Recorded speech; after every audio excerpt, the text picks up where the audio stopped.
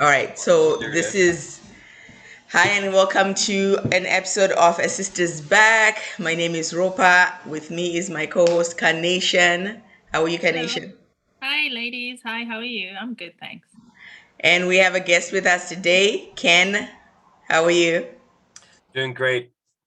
Awesome. So you were asking me what I'm drinking. Yeah, I am. Actually, I am not drinking anything with alcohol in it. Oh man, Aww. I got duped. I'm Yeah, drinking you did peach get to. raspberry rumba. It's Oh, nice. It looks it, delicious. it is. You know what? The thing is, I'm a social drinker, and if I open a bottle of wine, I feel like I'm wasting it. You know what I mean? Okay, Because if I drink one glass, then that's it. The rest of the bottle is gonna be in my fridge, and after 3 days, then wine is useless, right? that's right. Turned sour. Yeah. Yeah, exactly. So Oh, that's why. What were you okay. saying, Carnation? No, actually, I didn't know that. I know I've heard a few people say, well, after 3 days, it's no good. And I thought maybe it was because it had lost its fizziness, but it's actually that it turns sour, right? That's Yeah. what it is. Oh, okay. Yeah. Is it still good, like to get inebriated? Can I still get drunk from that? I think so. It's just a matter of the Goes flavor will rancid. turn sour. It still has the alcohol, but I think it just turns sour. And Mm. red wine sometimes it turns to vinegar, more or less. But why Oh, would you want to get drunk on vinegar? right. You know? True. I saw they have those little two glass wine bottles. I think those are the ones I'm gonna start getting now. If Okay. I'm gonna drink by myself, Mm-hmm. which rarely I do anyway. Yeah. So today's topic, we're talking about nurturing relationships, which Okay. I am not a professional in any means. So you guys are probably gonna, give me the tea on the situation. So, Carnation, nurturing relationships. Do you want us to talk about? Oh, well, okay. So basically, when we talk about nurturing relationships, we're talking about um, friendships, love interests, and also business, right? Hmm. Yeah. Okay.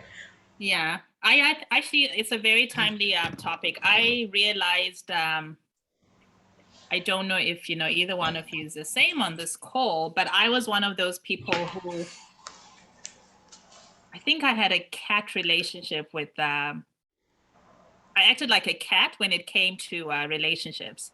So I would seek them out at my own convenience, and when I don't feel like engaging, like it's any relationship, then I retreat. So it was it was on my own terms and when it was convenient for me.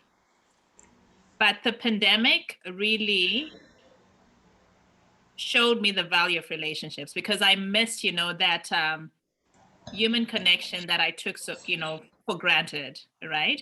And so coming out of the pandemic, I'm finding that what I'm actively seeking relationships and investing in them. And I think for me, what has really come out of the pandemic is actually building a sisterhood because I know our, discussion group here, our podcast, it's called The Sisters Back, and it started, and the reason behind it is building that community of sisterhood. And so I'm finding post pandemic, I have a lot more relationships with sisters, with females than I had before. And I'm cherishing those more and more now.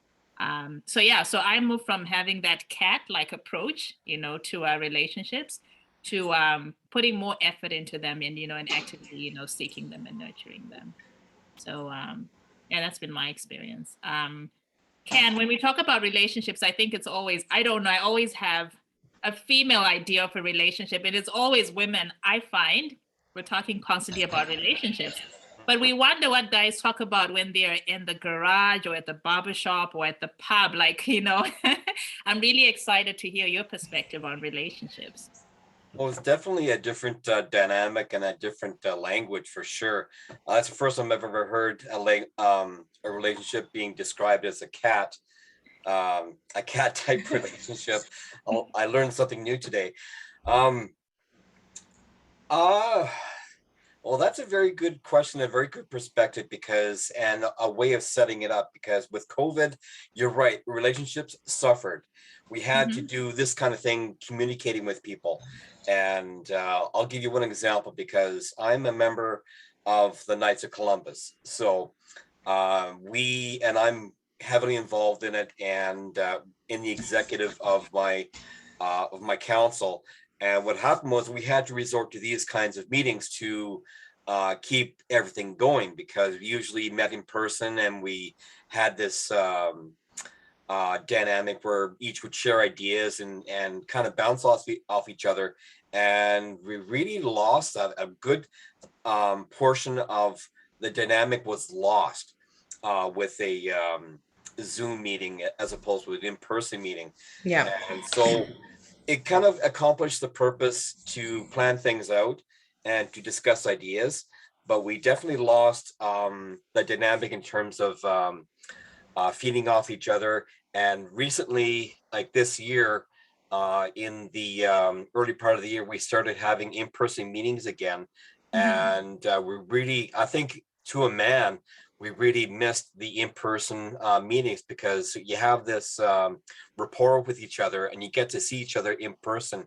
And I came to realize that one of the things I really, really enjoyed about being part of the Knights of Columbus, and it still holds true for me, is the fact that I enjoy doing things with my fellow brother knights to connect with them.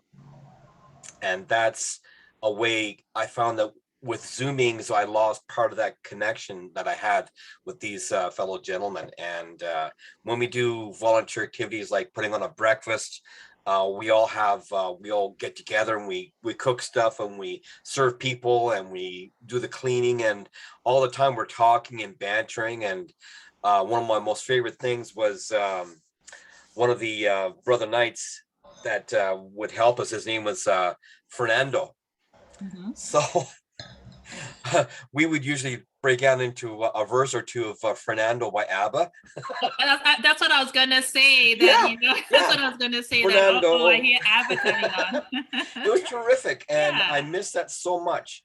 Hmm. Um, So so just for clarity, for those who don't know, because I don't know, what are the brother of knights? What is it? okay, that's a good Knights of question too, and I'm Columbus. glad you brought that up. So the Knights of Columbus is a fraternal Catholic men's organization that Mhm.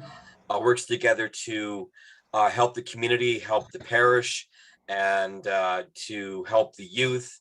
And we fundraise for different objectives, and that would be the nature of some of our fundraising activities. And we also do um, coordinate with the schools to do what's called a basketball free throw, and sometimes a poster contest, and all these things to integrate with the community and with the parish and whatnot. So it's a good organization, and I'm glad that I'm part of it and have been for almost 20 years now. Mhm. Um, but like I said, I'm going to go off on a little bit of a tangent now. So when I first joined, I would do things and interact with the older Knights of Columbus, and older than me, obviously 10, 20 years older than me. And they're active and they're doing things for the Knights of Columbus. And recently I've become intensely aware of my mortality because all these guys have been like, well, for lack of better words, they're dying off. Like Hmm. we've been losing all these guys that I have really looked up to and enjoyed interacting with in the very beginning. So it's made me acutely aware of my mortality, and also in terms of this conversation, acutely aware of my relationships with other people, with other brother knights, with my family, with my friends, and my love interests, and all these other things that go into relationships. I've become acutely aware of it. I went to a Mhm. funeral a week ago Saturday, and it Mhm. was my sister-in-law's father. He died in March, and he was 94 years old. So he, by all terms of measurement, he had a very full life, and Hmm. it was very evident in the during after the service, there was a gathering in the church, the front part of the church, and somebody had made, actually my niece made a collage, video collage of all the Mhm. pictures were taken up of him in various things, and it was just amazing to see. Simply amazing to see. This guy lived life by his own code, and like never turned down an opportunity to interact with his family, never pushed anybody away. And I really, really admire that. And so in terms of like aspiring to something with my relationships, that is what I would aspire to. Always creating moments and experiences, because I look at myself and I look back on my life, and try to determine like what what it all means and what it's worth, and what do I what I want to leave as my legacy. And I think I would focus on the whole experiences and moments aspect of that in order to kind of describe my legacy. Which is pretty good. How do you Cheers. so I find when you get cheers. I find when you get older, a lot of things are put into perspective. Hmm. And just hearing what you were saying about your the father-in-law passing away at 94 and having such a huge turnout and people just being there and coming to celebrate a life, because he obviously impacted people throughout his whole life. My question then now is, how do you get to that point of let's say years from now, hopefully, dear God, years and years from now, I'm Hmm. gone, and I want to be able to have people come up and say, you know what, she was in our relationship, and we had a really, really good, you know close relationship with this girl, and she impacted us in a way that meant something to us. How do you get yourself to that point where you nurture relationships in such a way that people will not forget and are actually grateful for who you are as a person in their lives? Carnation. Okay, I thought it was directed at Ken. I was going to ask too. I'm Yeah, directing it Ken. at everybody. Ken mentioned a few things. I think that I have been, and it's funny. Where I would start actually is the yard sale, the garage sale. So the most recent one where I went, it's I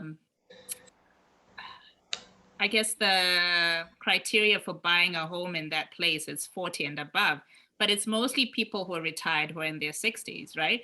And so there was a huge garage sale. And, for those that I engaged with, it's like, oh, you know what? I don't need these things anymore. They're just things. I accumulated so much, over the course of my life. And now I'm concentrating more on building memories and building moments.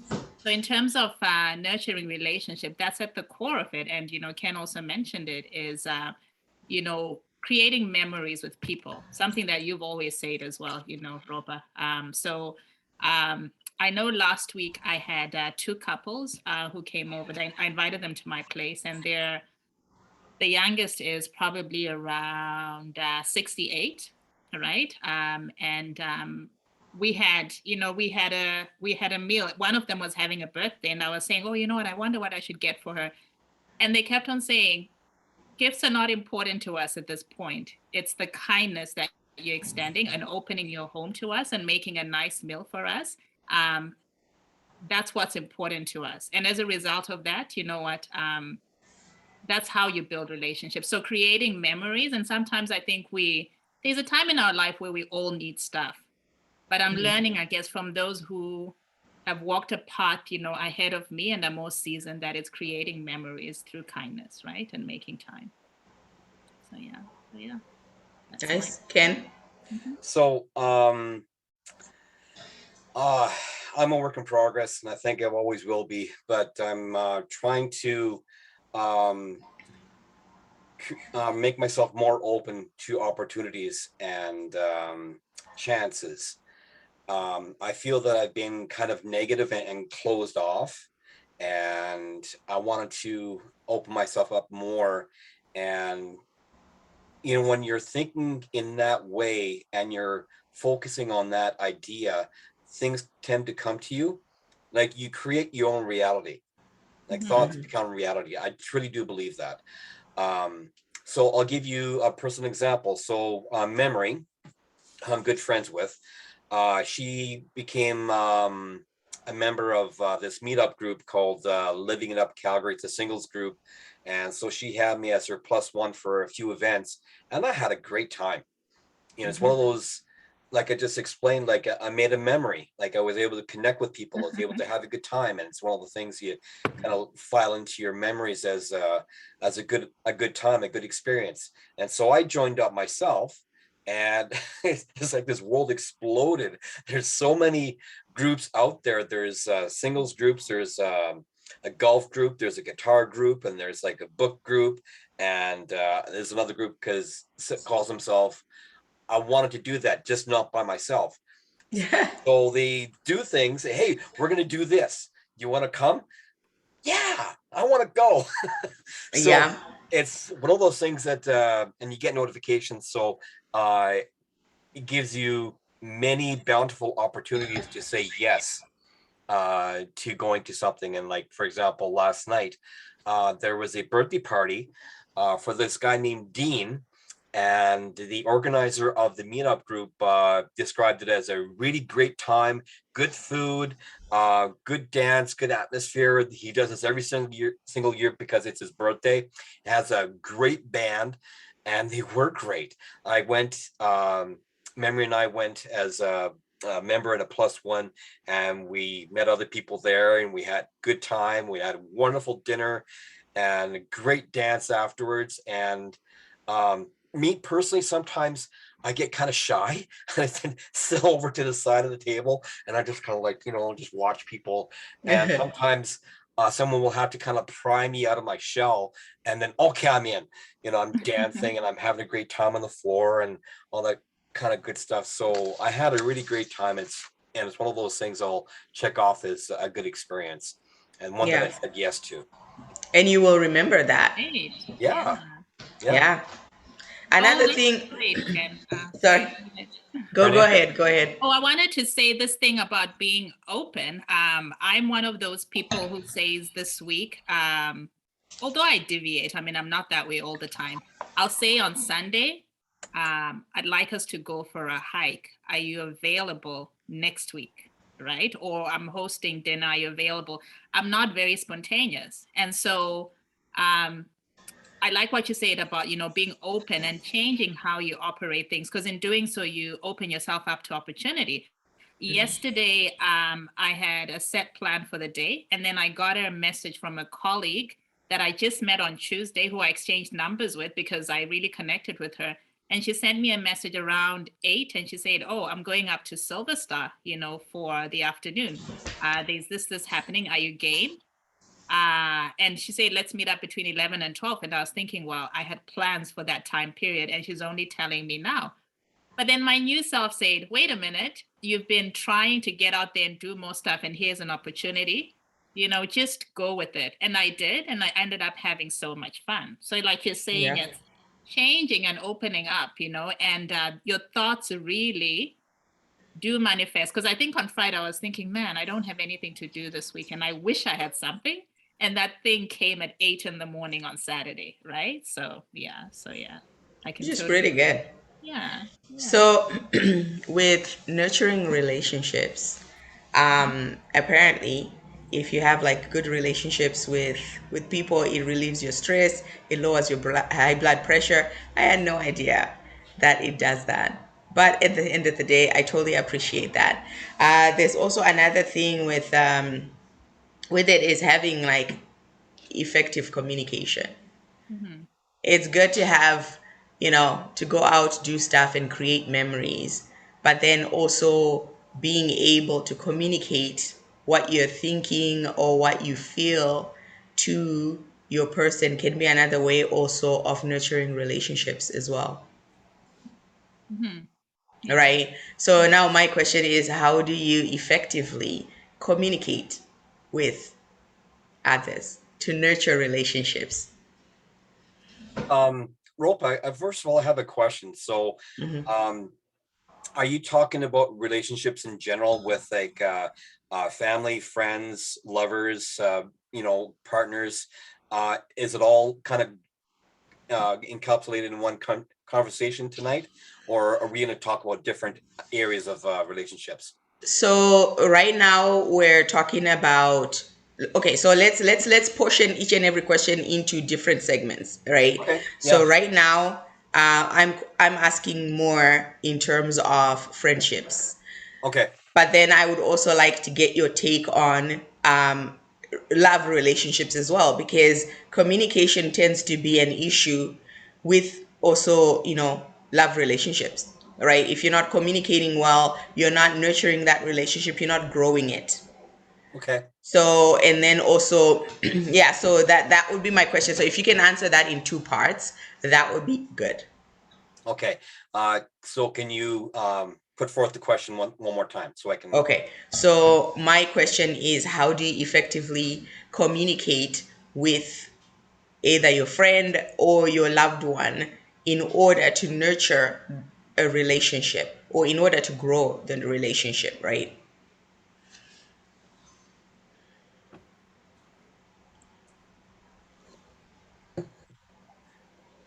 I think you have to. Okay. And when I say you have to, what I'm really saying is I have to speak from my own experience on my own perspective, because what Mhm. is true for me is certainly not going to be true for everyone else, or maybe nobody else. So I'll just speak from my own perspective on my own experience. So to Mm-hmm. improve the relationship, I think it's important to um, make sure that you come across as who you're trying to be.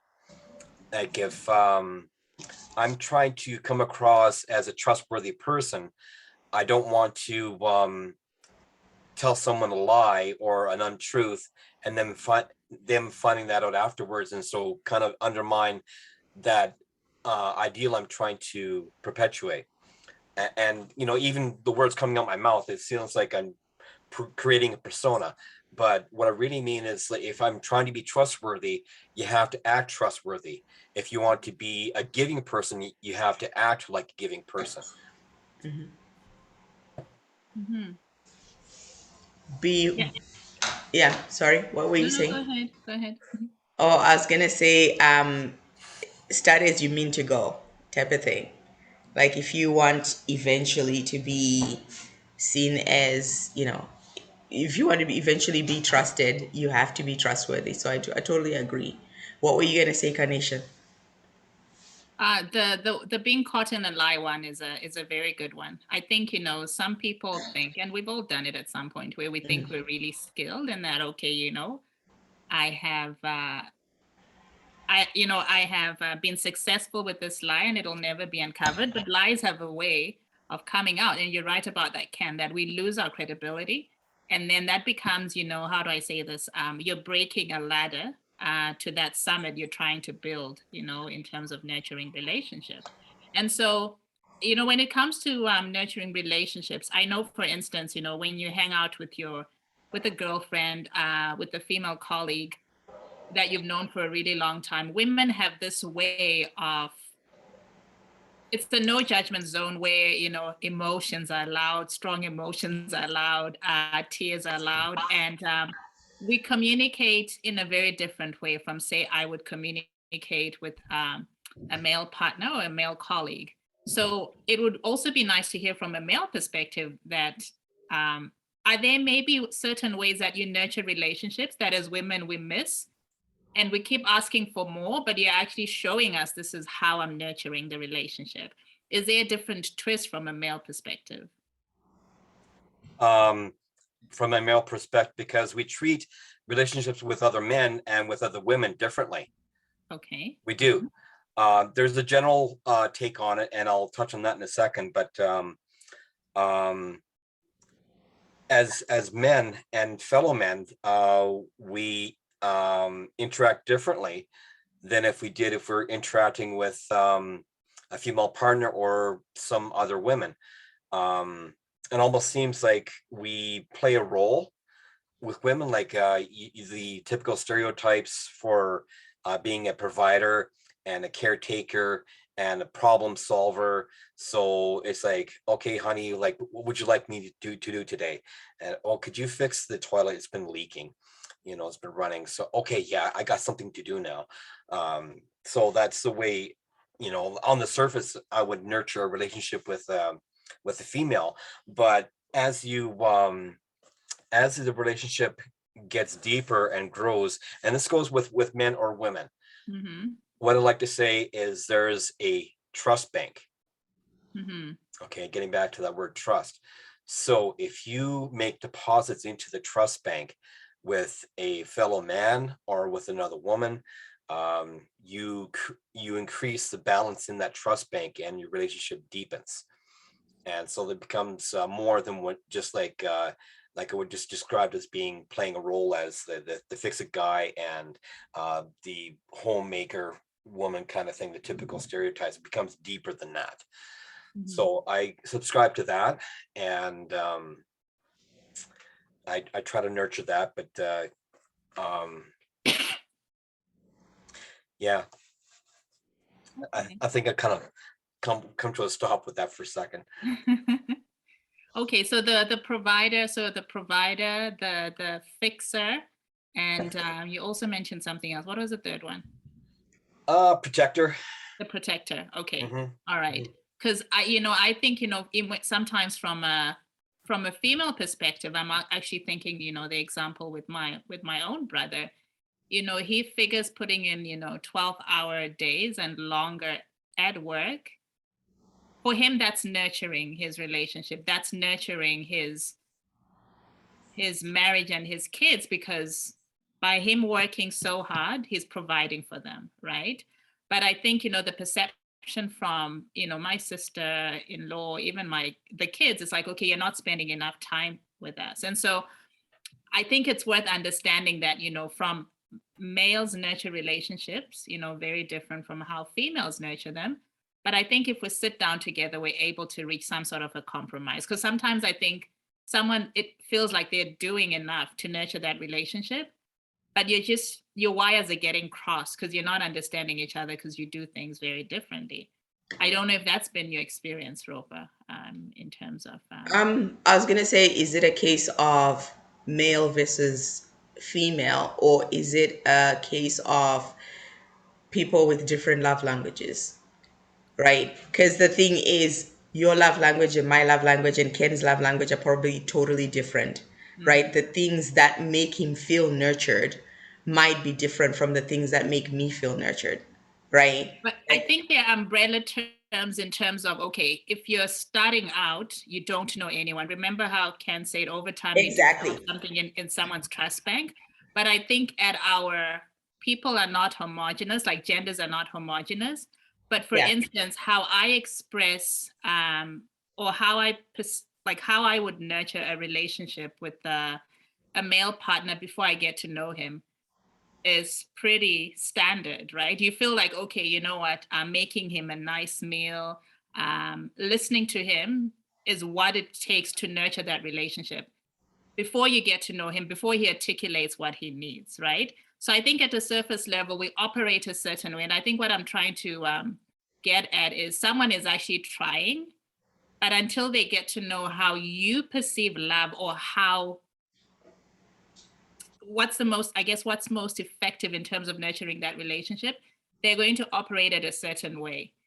And it's not a Yeah. bad way. It's just how they nurture, right? From it. Yeah. Which is fine. But what I was trying to get at is, let's say, okay, so I've met this person, right? They've gotten into a nurturing, protective type of style. For some women, nurturing, I mean, protecting and providing is nurturing a relationship, Mm-hmm. because women were raised to know that, okay, a guy is gonna protect and provide, and the other p whatever the other p is, we are raised to let that guy do these things, Mm-hmm. right? But as you, when you take a look at certain things, there are people, depending on what you had too much of growing up or what you lacked growing up, Mhm. those are the things that you crave. If I lacked a protector, if a guy protects me, it means a lot. And I'm going to take that and feel some type of way about it because he has protected me when other men have not, when other men have actually gone out of their way to hurt me. Mhm. Right. So that ends up becoming like a love language for me. Right. I need to know that I can be safe with this person can protect me. But then in terms of providing, it might not be an issue because maybe I can provide for myself, type of thing, right? And it's not to say that I'm not appreciative of him being a provider. It's just what I need is protection. And what I need is probably security or something like that, right? So that's why I was saying, is it really a male versus female thing? Or it might be just, okay, you know, something that has been influenced based on, society or who we are as people or what we lacked, right? I don't know. Am I making sense? I don't know. Yeah, you were. When you said your upbringing and what you grew up with is what Mhm. you crave, that really kind of touched a nerve with me. Um, so growing up, I have both my mom and my dad, and typical, male female roles. Dad went to work, even mom went to work too, because I didn't need to. At the time of my upbringing, all of my siblings had basically moved on, and so there's just two of us. And then when I was 11, my sister left the house, and that left just me. And so basically, there was dad and there was mom, and dad worked a lot. He worked shift work, and mom worked at the local bakery and that kind of thing. So, and what I found was that I had basically forged a strong relationship with my mother. And that may be why I kind of seek out female relationships, because I told somebody last night at the dance, I love female company. I really do. Mhm. I will seek that out more, probably slightly more than I would seek out male relationships and male contacts. But yeah, Because you relate to that more. yeah, I do. I do. I strongly do. I've got four sisters, two brothers, and for the most part, I can connect much more easily with my sisters than I can with my brothers. Mhm. So it's just the way that it is. And I think, Ropa, you touched on it with that statement about kind of perpetuating what you were raised with. So, and craving how you were brought up. Hmm. So, yeah, my mother was a lovely lady. I love her to death. Haven't had her since 1999, but haven't had either of them since 1999. They both passed away in the same year. Oh, Mm. But good to hear that. yeah, it's as I have gone through my relationships, and I think to myself, geez, mom and dad would have loved this person, this person that I married. Like they would have loved her, Mhm. so it's one of those things. But just to bring it back to, in terms of nurturing relationships, um I don't know where to take it from here. Just kind of touched on what you talked about with what you grew up with. And I don't know. I think I need one of you two to jump in so I can add to that. So I think another enduring relationship, actually, we spend time with these, like with our colleagues, a lot. Like, you spend 8 hours of the day, or maybe 12 hours of the day, sometimes with work colleagues, right? So, Hmm. or if you are in an environment, actually, if you're in a position where you own your own business, maybe you spend, most of your time with your business partner. Um, and I know that those relationships, they can be friction in those relationships, right? But sometimes I think we just take them for granted because it's like, oh, it's just a work colleague. But actually, if you realize it, you actually spend a lot of time with that person or that business partner. So, what has worked, I guess, for either one of you in terms of nurturing those type of relationships? And should we be nurturing them anyway? We should. Actually, funny enough, I found out late that networking is where it's at, right? You need to network. You need to nurture those relationships with your business partner or other people that you do business with as well, right? So even if it's like, going out for a drink or even just kind of calling to say, hey, how are you, how's everything, creating memories like you're saying, so that this person remembers, oh, I have so and so who does this and I am in need of this, so naturally I'm gonna go ask this person. So like Ken, you were talking about trust, right? When you're nurturing relationships with business partners, in my opinion, you have to create trust with these people, because people do business with people that they trust, right? Mhm. And trust is not just us like going out for drinks or whatever. It's also giving good service, right? So that every single time, if you call on me to come do a certain, give you a certain service, business to business, I give you the best. I roll out the red carpet every single time if I can, right? So at the end of the day, you're going to seek me out all Mhm. the time until I say I cannot, then, Okay. Okay, that's a good thing you touched on. So, with business relationships, my world as a contractor, I have relationships with the people that I work for. There's about maybe 4, 5, or 6 um, kind of general contractors that will take on renovations or various sizes of jobs to include me in. And I also Mhm. have private customers that will contact me directly for a drywall job. So in each and every situation, I try my best to get the work done in a timely order and, more importantly, done well. Because with drywall and taping, there's a million ways to screw it up.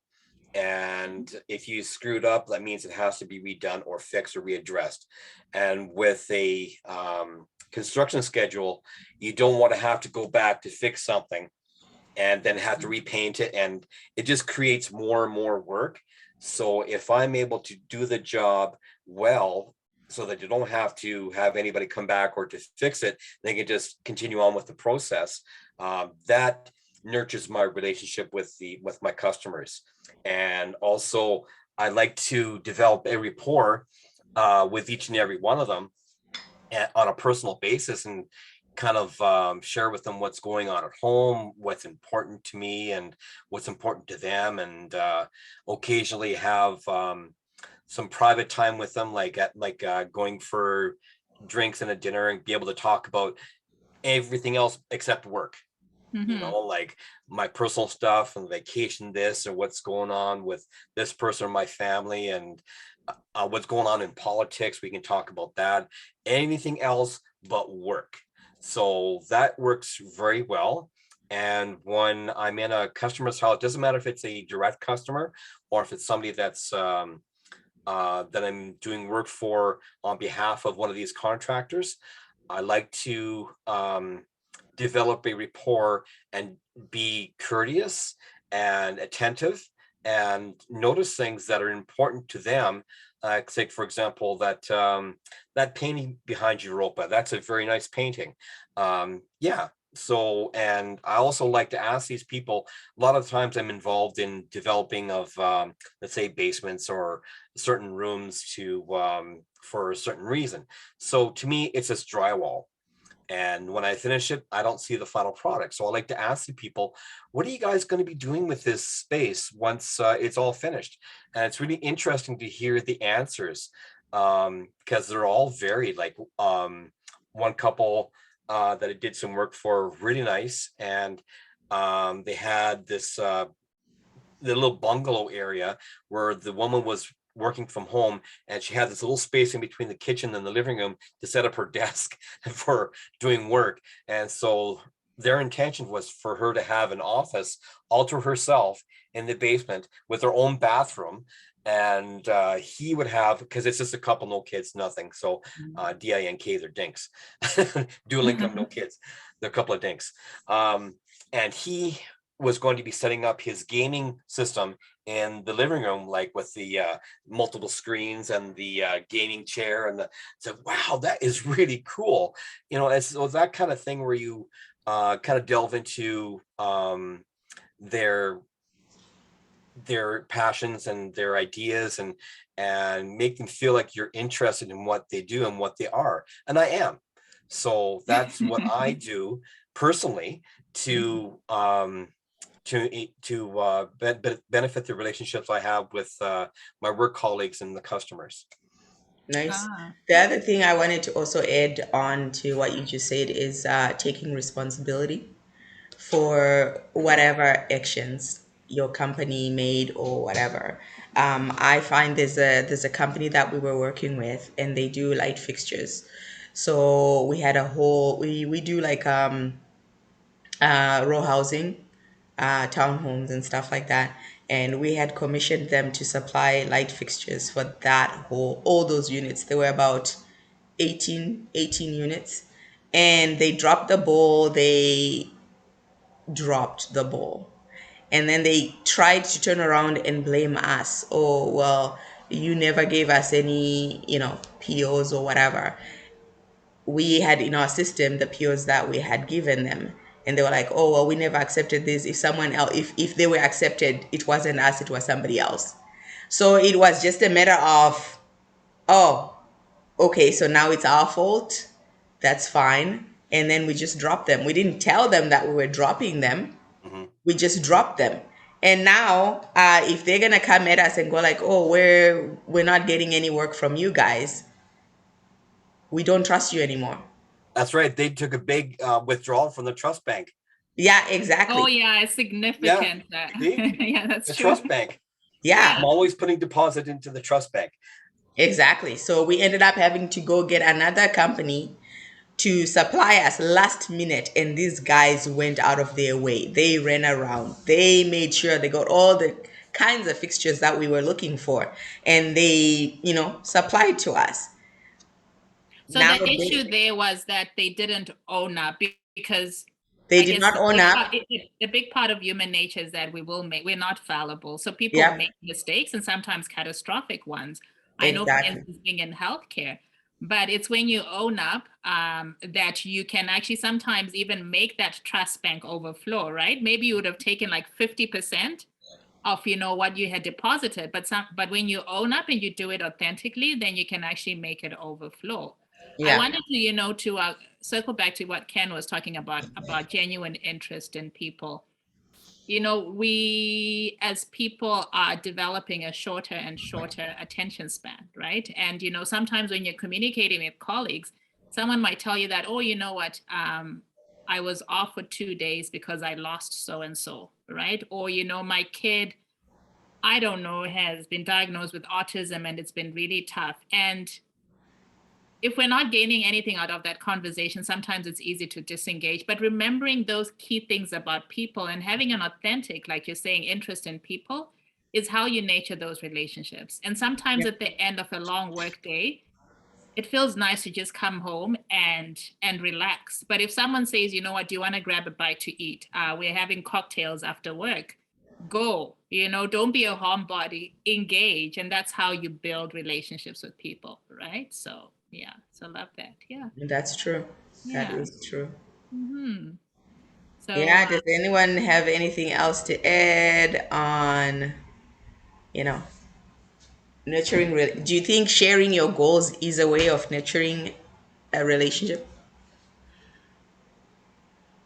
depends who it is. Yeah, exactly right. Yeah, because people can really deter you. So yeah, it's but maybe your interests, right? So for instance, in this case, Ropa, well, you're my friend, so it's different. But for instance, Ken has said, oh, it seems like he likes reaching out, right? It's not necessarily a goal, it's an interest. And then if there was someone here who likes that same type of work, right? They'll say, oh, you know what, I like that kind of thing as well. Like, where do you do it, right? And then someone will say, oh, even it's like books. If you share a book that you've been reading, someone might say, well, I read that. Or if you've watched Bridgerton, sorry, Ken. I'm aware of it, yes. You can make a friend from watching Bridgerton. So when you share yourself, you're open, as Ken was saying, and you share your interests. That's how you build relationships, right? Yeah. So Or what about creating goals with people? Maybe that would nurture relationships, right? Yeah, it As depends on opposed the to, relationship role, but because with a love relationship, that would be almost a building block to the relationship. Like if you're sharing goals and you're working together to achieve those goals, that is a building block to a good love relationship with your partner. So, but with other relationships, like with your family, what goals would you have? I mean, and then with a work relationship, certainly, because you're working together, and say for a goal you had, I'd like to be able to finish this job, this big job in the next 2 months. And Mhm. so you share that with your colleagues. Okay, I'm really pressed for time. How can you like shorten your time span or your scope of work so that it fits within these other trades that need to have access to the house? And so in that way, you're creating goals to better the relationship with your colleagues and with your business partners. Um, yeah, that's what I have to say about that. Mhm. okay. So, Carnation, what goal would you have for our friendship? For us to drive to Vancouver this summer. Yeah, to drive to Vancouver this summer. That's an achievable goal for this year, and then next year to actually go somewhere. I'm all about creating memories now. Nothing concrete, like nothing like heavy. Just creating memories, because, like Ken was saying, life is, and you're right. You see your your mortality when you hang out with people who are seasoned, because they're able to tell you that I've reached at 70, and I wish I had done this differently. I wish I had not accumulated so much. And that's where you're at a garage store, maybe where you have your box full of stuff, and they're telling you, I wish I had, and you're busy accumulating, right? So Yeah, yeah. What I find good really, discussion. Pardon?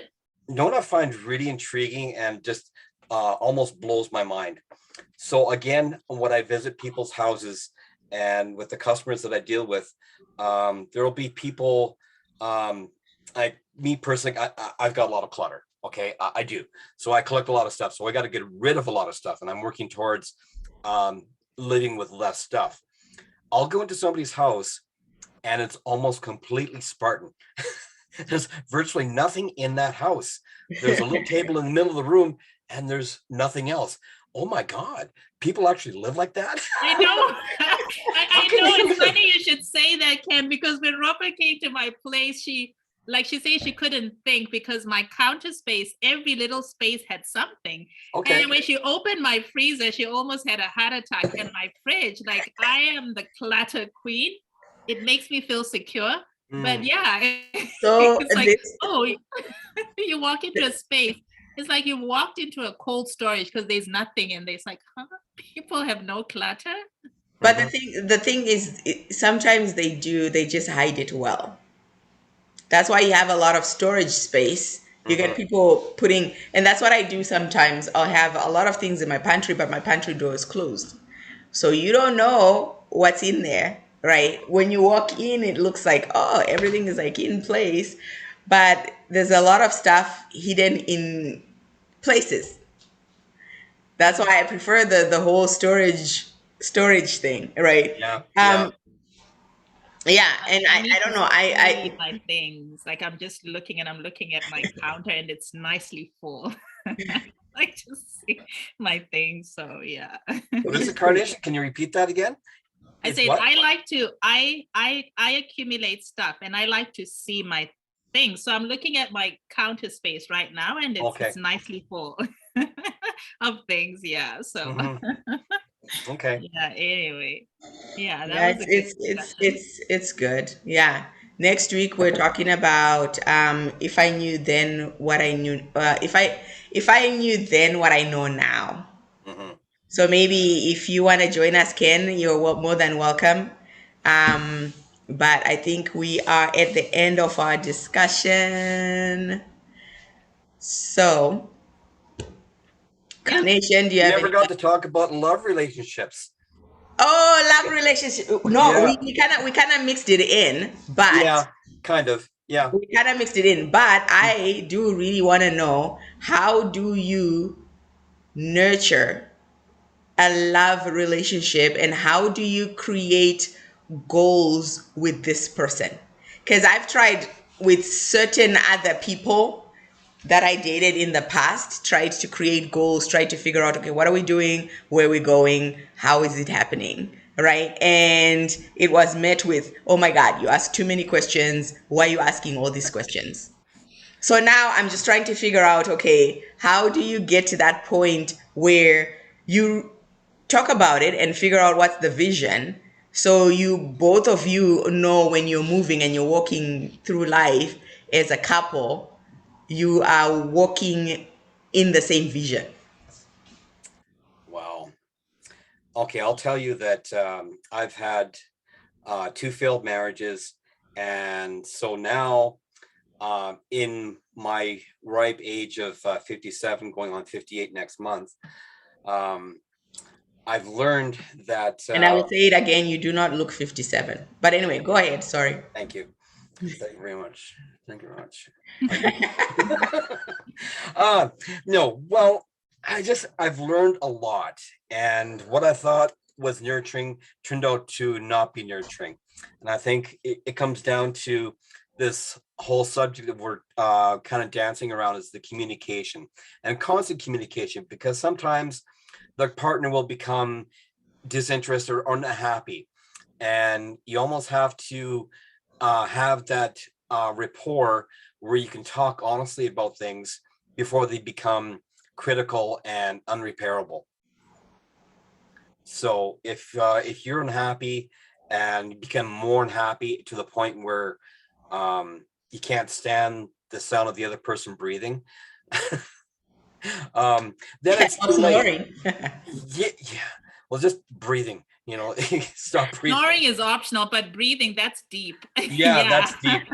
Yeah. So I think it's We really must- important to keep the communication lines open. Like, of course, you're going to have ebbs and flows with your relationship. It's going to be good. It's going to be bad. It's going to be good. It's going to be bad. What kind of makes it go forward? And I'll draw from my sister-in-law's father. So he wasn't a direct relation of mine. So it was my brother's father-in-law.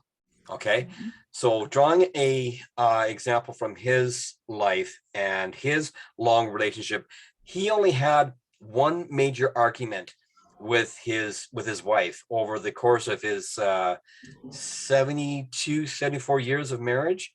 Wow. They had one fight, and it was over ice. The good ice or the bad ice. I you can know? see that happening. Oh, man. So you can just imagine, like, the communication. And whenever I was in their company, they were always communicating and like putting an effort into what the other needed. And so I've been guilty of that, and not just staying too much within myself. But if you're constantly checking in with the other person and making sure those needs are being met, and taking care of your own needs too, Mhm. because that's opening up another kind of worms for me. So but making sure your own needs are met, so they're not clingy onto the other person, and making them happy, even though you're asking, are you happy? Yeah, I am. Okay, see ya. You know what? That didn't sound legit. There's Yeah. there's that show, I think I mentioned it before, called Love Is Blind, and there was this two couple, this couple, Ayana and Jared. I think that's their names. But anyway, they had this session where she wasn't happy about certain things that he was doing, and then they had to sit down and they communicated. They talked about it, and she asked him, and she said, "What do you need?" Well, first of all, he asked her what she needed, right? And she told him, I need this, and I need this from you. I need you to put me first. I need you to do this and whatever. And then he's like, okay, so that's what you need. She's like, yeah, that's what I need. He's like, okay.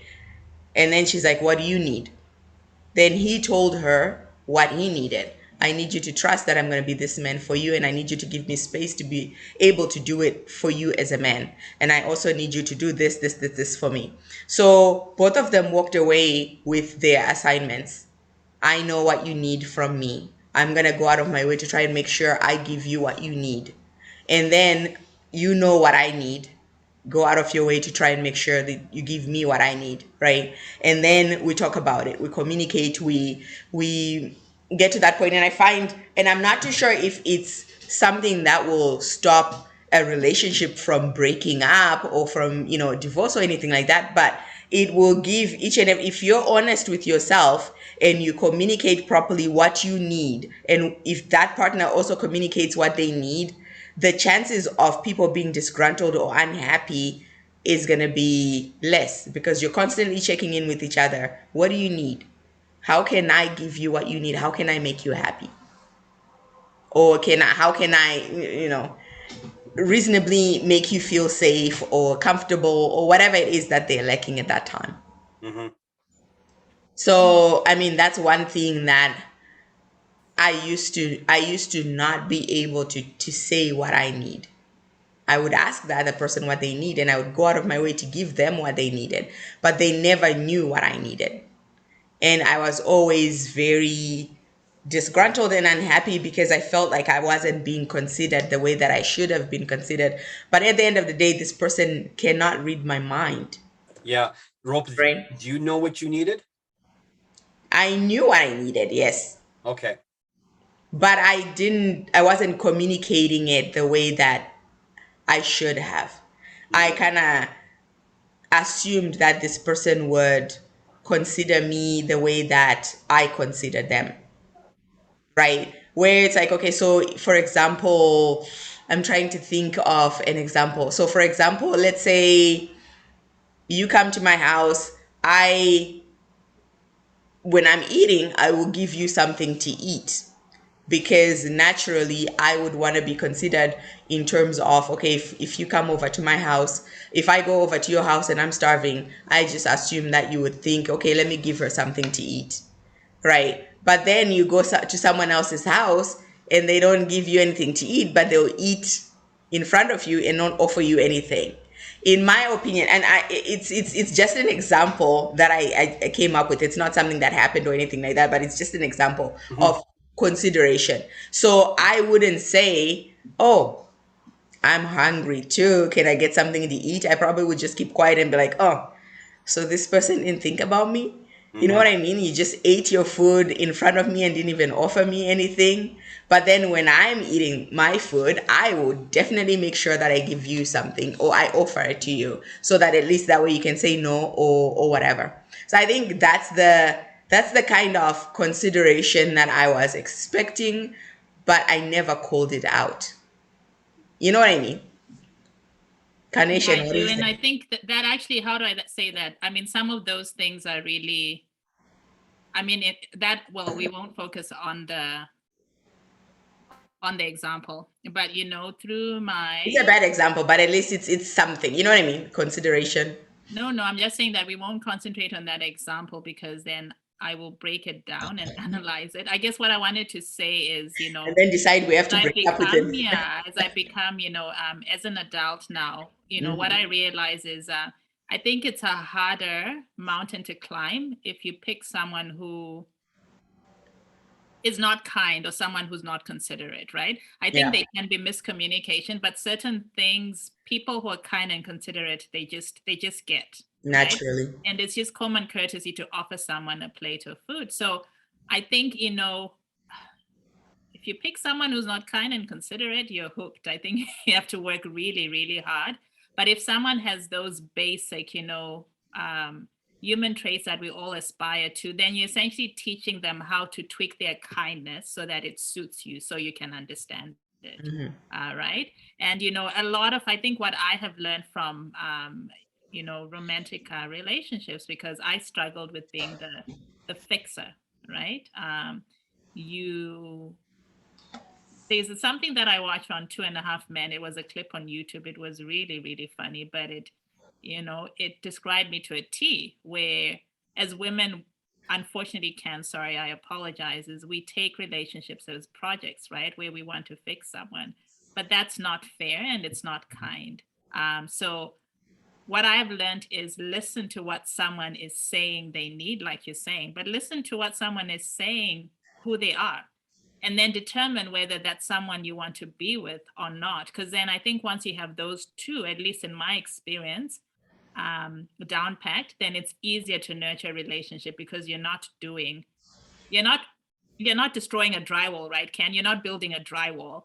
You're just, painting and tweaking a few things here and there as you grow together. So I hope no one denied you a plate of food. Dang, that's selfish. Like No, now I'm triggered. Like, how can I offer you food all the time? You come to my house, and when I come to your house, you just continue eating. no, you know what happened? I'm gonna say this little story. So I was talking to this guy. We were not dating yet or whatever. I was just talking to him. So he invited me over to his house. I went over to just say hi, whatever. I wasn't gonna stay long, but I wanted to just, see where the guy lives, type of thing or whatever. So I get there and he's like, "Oh, I need to go to 7-Eleven to go get something." And I was like, "Okay, cool." So I'm sitting there. I'm just coming from work. I just came to say hi. Obviously, I haven't eaten, right? So he runs to go to the corner to 7-Eleven to go get something. So this something was condoms. He went to go get condoms, assuming that I would want to sleep with him, which was a bad assumption anyway. But so then when he came back with his pack of condoms, he also came back with a sandwich from 7-Eleven, like a bun and a sandwich or whatever. So he eats his sandwich by himself and he made me a peppermint tea. So I left. Excuse me. So anyway, I went home. First of all, I was appalled that you are assuming that I'm gonna sleep with you by going to go buy these condoms. Number one. Number two, didn't even offer me a Didn't freaking even sandwich. buy you dinner. Like, Didn't even buy me. Oh, didn't even buy me dinner. Oh, don't even talk about buying me dinner. Didn't even offer me his sandwich. So I'm like, okay, I'm out. And I never went back, obviously, like that was that. But the thought of it, if I was dating this person, how would I feel? I would have felt, not considered. I would have felt like, okay, what the hell? You know what I mean? So, yeah, fine. I wasn't dating him, but there are a lot of people that are in relationships with people that they actually really, really, really care about, and they keep seeing these things happen where a person is not considerate of them, person is not thinking about them, they're making decisions solely based on what they want and then fitting you in there, right? But that's me going on a tangent. I just thought it was hilarious. I was like, okay, if I was dating this person, how would I feel? Mhm. And how then do you communicate? Let's say I'm dating him. How do you communicate with this person and go like, I kind of wanted a sandwich as well. Can you like consider me? Or should I then just give up on the situation? Because I think nurturing relationships is more you making an effort to grow the relationship and to nurture it into something that is more solid, Yeah. So right? just to reflect on your little story, Robert, that was a good one. I've heard a million of those on TikTok where someone will come on, and man or woman, talking about bad dating stories. And so Yeah. that's definitely one of them. So first of all, he's really selfish. He's expecting sex on the first date or whatever. And second of all, he didn't feed you. It's like, my God. So first Right? of all, no, we're Do not going not to have sex. provide And for two, me. can I make you anything to eat? Can I get you anything? Hmm. Right? So Yeah. that's wild. So what did you learn? Like, did you learn anything from that experience? I learned what I did not want Okay. in a person. Okay. I learned that I need to value myself, which I did value myself in this situation. But at the end of the day, I did not let this person try and use me or try and use my kindness type of thing. I think that's what it was. That's what I learned. Okay. But anyway, we've come to the end of our Yeah. segment. I know Carnation has another appointment here that she needs to get to. So if you want to join us next weekend for that, if I knew then what I know now type of thing, please feel free. Let me know, and I'll send you the invite. But with that, I'm gonna say you guys have a great evening. Do you have any last parting words to say, or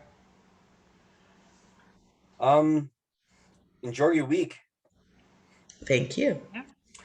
Make memories. Yes. Enjoy the weather. Like You this. stole that one out of my mouth. That's what I was gonna say. That make memories. Relationships are built on memories and Okay. not things. So Yeah. Enjoy Yeah. the weather while it's here. It's one thing I've learned in my 20 years of being in Calgary, that summer and this kind of weather is fleeting. So Yeah. enjoy the weather. There's no smoke or anything like that. It's just perfect. Yeah, good point. So, Yeah. all right. Well, you guys have a great week, and thank you again. See you next time on A Sister's Back. Thank you for coming, Ken, and bye, guys. Okay. Adios. Adios.